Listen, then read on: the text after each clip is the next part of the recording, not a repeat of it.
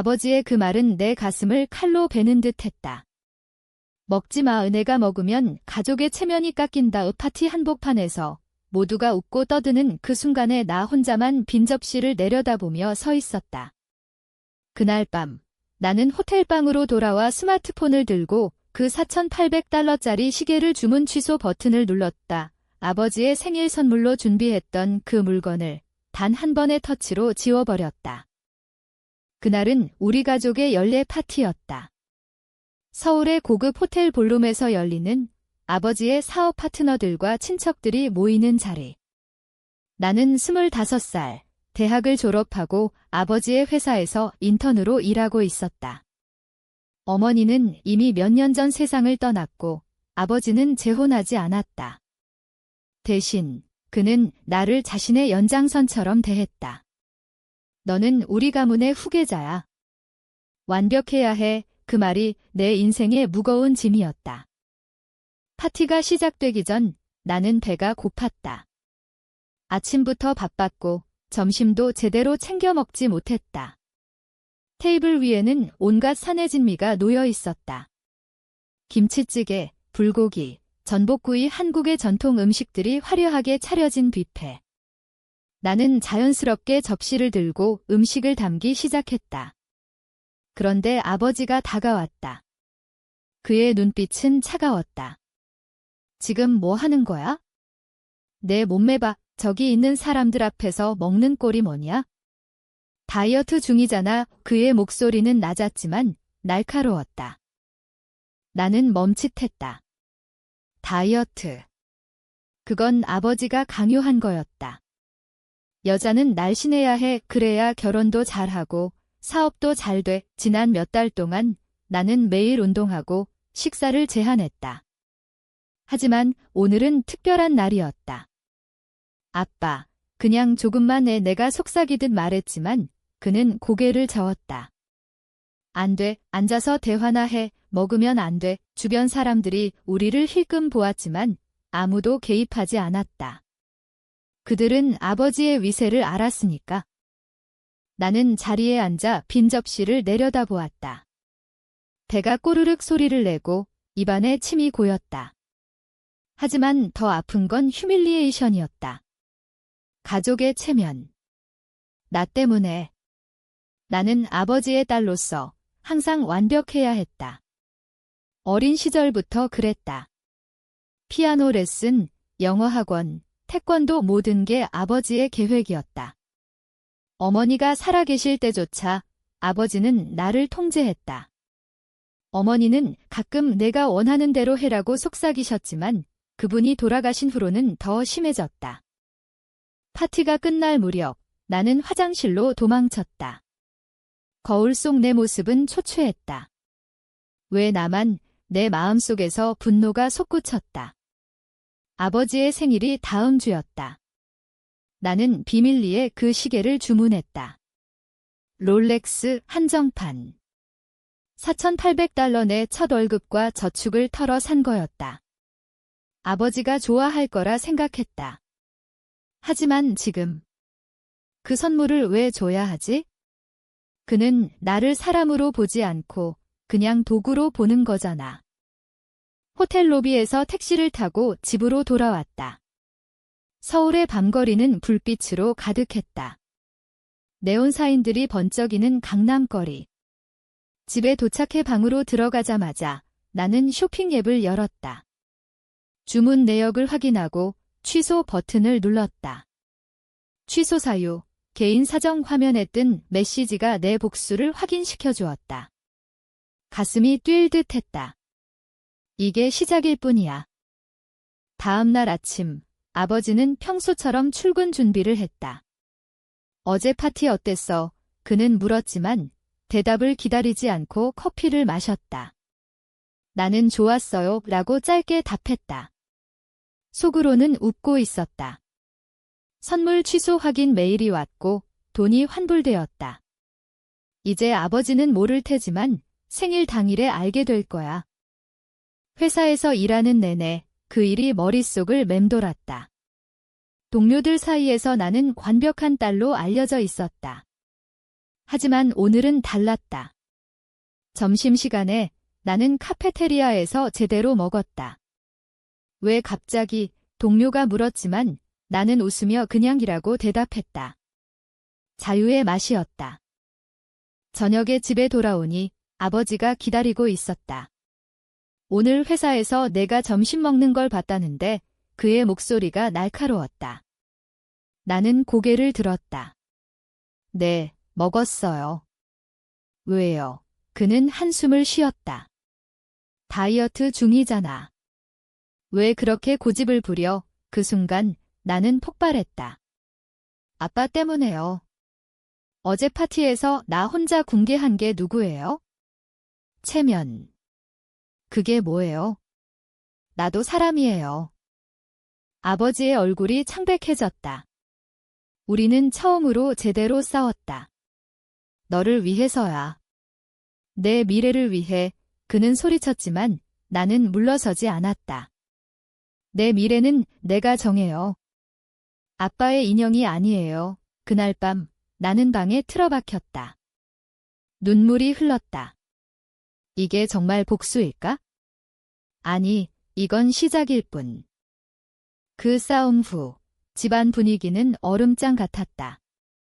아버지와 나는 서로 눈도 마주치지 않았다. 아침에 인사도 없이 출근하고 저녁에 각자 방으로 들어갔다. 서울의 아파트는 넓었지만 지금은 좁게 느껴졌다. 나는 매일 회사에서 더 열심히 일했다.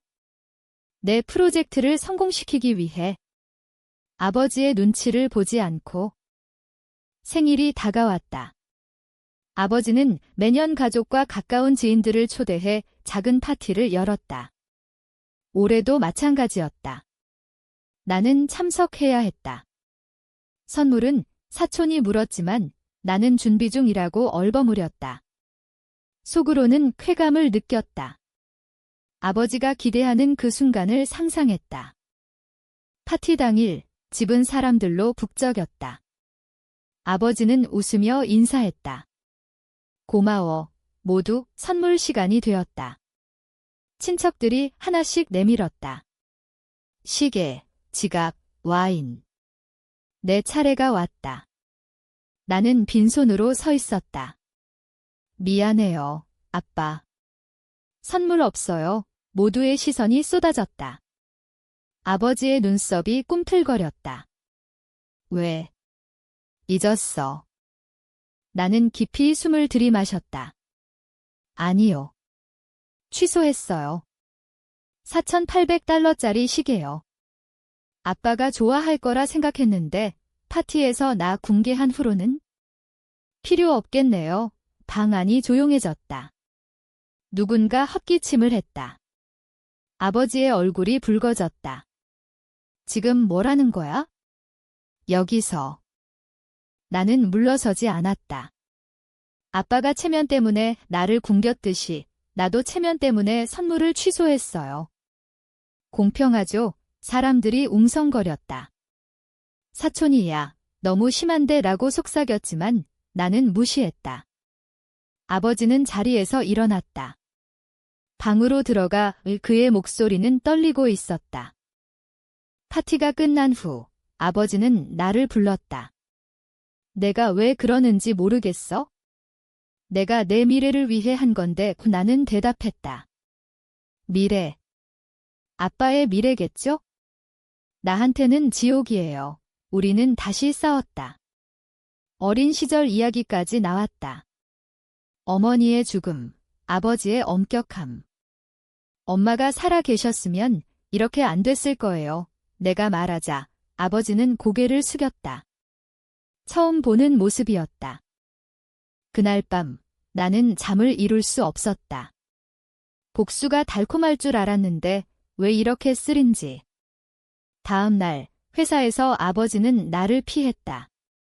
동료들이 수근거렸다. 대표님 딸이랑 싸웠대. 나는 무시하고 일에 집중했다. 하지만 마음 한구석이 불편했다. 며칠 후 우연히 아버지의 서재에서 편지를 발견했다. 어머니가 쓴 거였다. 여보, 우리 딸을 너무 세게 다루지 마. 그 애는 자유로워야 해. 눈물이 흘렀다. 어머니는 항상 내 편이었다. 아버지는 왜 그걸 무시했을까? 나는 아버지를 찾아갔다. 아빠, 이야기 좀 해요. 그는 피곤한 얼굴로 고개를 끄덕였다. 우리는 거실에 앉았다. 미안해, 아버지가 먼저 말했다. 내 엄마가 죽은 후 내가 너무 무서웠어. 너를 잃을까 봐. 그래서 통제하려 했지. 그의 눈에 눈물이 고였다. 처음 보는 아버지의 약함. 나는 놀랐다. 아빠도 아프셨어요. 그는 고개를 끄덕였다. 매일, 하지만 보여줄 수 없었어. 사업가로서, 아버지로서 우리는 오랜 시간 이야기했다. 어린 시절, 어머니의 추억, 내 꿈, 나는 디자이너가 되고 싶었어요. 회사 일 말고 내가 말하자 아버지는 그럼 해라라고 대답했다. 충격이었다. 그 대화 후 우리 관계는 변했다. 여전히 어색했지만 조금씩 가까워졌다. 나는 다이어트를 그만두고 음식을 즐겼다. 아버지는 나를 더 존중했다. 하지만 아직 해결되지 않은 게 있었다. 그 선물. 나는 다시 주문할까 고민했다. 변화는 천천히 왔다. 아버지와 나는 매일 저녁 식사를 함께 했다. 오늘 회사 어땠어? 그는 물었고 나는 솔직히 대답했다. 피곤했어요. 하지만 재미있었어요. 서울의 일상은 바빴지만 이제는 덜 무거웠다. 회사에서 나는 새로운 프로젝트를 맡았다. 패션 디자인 관련. 아버지의 회사는 무역회사지만 나는 내 취미를 살렸다. 좋아. 해봐. 아버지가 응원했다. 동료들이 놀랐다. 대표님 바뀌셨어. 나는 웃었다. 내 복수의 결과였다. 하지만 과거의 상처는 쉽게 사라지지 않았다. 밤마다 어머니를 생각했다. 엄마, 이제 괜찮아요. 꿈에서 어머니가 웃었다. 현실에서 나는 더 강해졌다. 어느 날 아버지가 병원에 갔다. 건강검진이라고 했지만 그의 얼굴이 창백했다. 나는 걱정됐다. 아빠, 괜찮아요. 그는 그냥 피곤해라고 대답했다. 하지만 나는 알았다. 뭔가 잘못됐다. 검진 결과 아버지는 위궤양이었다. 스트레스 때문이야, 의사가 말했다. 나는 충격받았다. 아빠, 왜 말 안 했어요? 그는 너를 걱정시키기 싫었어 라고 말했다. 그 순간 내 복수가 부끄러웠다. 선물을 취소한 게 아버지를 더 아프게 했을까? 집으로 돌아와 나는 울었다. 미안해요. 아빠. 다음 날 나는 병원에 갔다. 함께 할게요. 우리는 함께 식단을 조절했다. 아이러니하게 이제 아버지가 먹는 걸 제한해야 했다. 이제 내가 아빠를 통제할 차례예요. 내가 농담하자. 그는 웃었다. 회복 기간 동안 우리는 더 많은 이야기를 나눴다. 아버지의 어린 시절. 가난한 집안, 노력으로 성공한 이야기. 나는 내가 나처럼 고생 안 하길 바랐어. 그의 말이 내 가슴을 울렸다. 하지만 그게 나를 얽매였어요. 내가 말하자 그는 고개를 끄덕였다. 미안해. 나는 다시 선물을 생각했다. 취소한 시계. 돈은 환불됐지만 마음은 불편했다. 아빠 생일 선물 다시 사줄게요. 내가 말하자 그는 필요 없어. 내가 행복한 게 최고야 라고 대답했다. 하지만 나는 결심했다. 더 의미 있는 걸로. 서울의 쇼핑몰에서 나는 가족 사진 앨범을 만들었다. 어린 시절 사진, 어머니와 함께한 추억. 그리고 새로 찍은 우리 사진. 이게 선물이에요. 아버지의 눈이 촉촉해졌다. 고마워. 하지만 드라마는 여기서 끝나지 않았다. 회사에서 문제가 생겼다. 큰 거래가 깨질 위기. 아버지는 병상에서 지시했지만 나는 직접 나섰다. 제가 할게요. 파트너와 미팅에서 나는 설득했다. 우리 회사의 미래를 믿어주세요. 성공했다. 아버지는 자랑스러워했다. 내가 후계자야. 그 성공 후 우리 관계는 더 단단해졌다. 하지만 나는 내 길을 가기로 했다. 회사 그만둘게요. 디자인 공부할래요. 아버지는 처음에 반대했지만 결국 가봐라고 말했다. 디자인 학교에 입학한 후 내 삶은 달라졌다. 서울의 예술대학, 창의적인 친구들. 너 정말 재능 있어. 교수님이 칭찬했다. 집에서 아버지는 응원했다. 매일 보고 싶지만 내 꿈을 응원해. 하지만 고독이 밀려왔다. 학교 생활은 힘들었다. 과제, 경쟁. 포기할까? 밤마다 생각했다. 아버지에게 전화했다. 아빠, 힘들어요. 그는 견뎌. 너는 강해라고 말했다. 그의 말이 힘이 됐다. 어느 날 학교에서 전시회가 열렸다. 내 작품이 선정됐다. 초대할게요. 아빠. 그는 왔다. 전시에서 내 디자인을 보며 눈물을 흘렸다. 내 엄마가 자랑스러워할 거야. 그 순간 모든 상처가 치유되는 듯 했다. 집으로 돌아가는 길, 우리는 카페에 앉았다. 아빠, 그 파티 일 미안해요. 내가 말하자. 그는 나도 미안해. 내 감정을 무시했어. 우리는 웃었다. 이제 새 시작이야. 하지만 운명은 잔인했다. 아버지의 병이 재발했다. 암 초기야. 의사가 말했다. 나는 무너졌다. 아빠 후 병원에서 나는 매일 곁을 지켰다. 포기하지 마요. 그의 손을 잡았다. 치료 기간, 우리는 더 가까워졌다. 아버지는 과거를 털어놨다. 내 엄마와의 사랑, 내가 태어난 기쁨, 눈물이 흘렀다. 나는 내가 행복하기만 바랐어. 하지만 방법이 잘못됐어. 나는 학교를 병행하며 아버지를 돌봤다. 친구들이 도왔다. 힘내. 서울의 겨울은 추웠지만 우리 마음은 따뜻했다. 수술날, 나는 기다렸다. 성공했어. 의사의 말에 안도했다. 회복실에서 아버지는 고마워, 딸아라고 말했다. 그 말에 울었다. 퇴원 후 집은 웃음으로 가득했다. 이제 먹고 싶은 거 다 먹어. 내가 말하자. 아버지는 너부터 라고 웃었다. 우리는 함께 요리했다. 김치찌개, 아버지의 특기. 하지만 암은 완치되지 않았다. 정기검진에서 전이가 발견됐다. 시간이 얼마 안 남았어. 아버지가 말했다. 나는 부정했다. 아니에요. 싸울게요. 마지막 날들 우리는 여행했다. 제주도. 바다를 보며 내 인생을 살아라고 아버지가 말했다. 네, 약속해요. 아버지가 세상을 떠난 날 서울은 비가 왔다. 장례식에서 나는 울지 않았다. 아빠, 고마워요. 속으로 말했다. 아버지의 유언은 충격이었다. 회사 너한테 물려줄게. 하지만 내 꿈을 포기하지 마. 변호사가 읽었다. 나는 망설였다. 디자인 vs 사업.